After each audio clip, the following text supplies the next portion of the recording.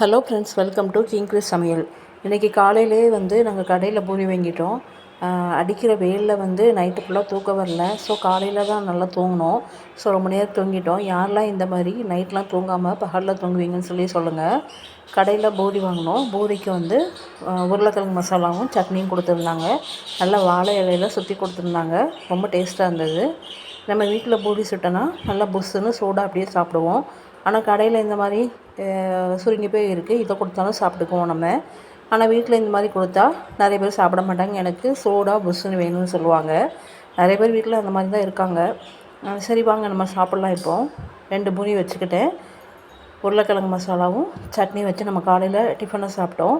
மதியம் நேற்று வச்ச சாப்பாடு கொஞ்சம் மீதி இருந்தது. அதில் தண்ணி ஊற்றி வச்சுருக்கோம். அப்புறம் சாம்பார், அப்புறம் இந்த பலாக்கொட்டை, முருங்கைக்காய், கத்திரிக்காயெலாம் போட்டு ஒரு கூட்டு, மரவள்ளிக்கிழங்கு இதை வேக வச்சுருக்கோம். அப்புறம் நேற்று உள்ள பாவக்காய் புளிக்குழம்பு.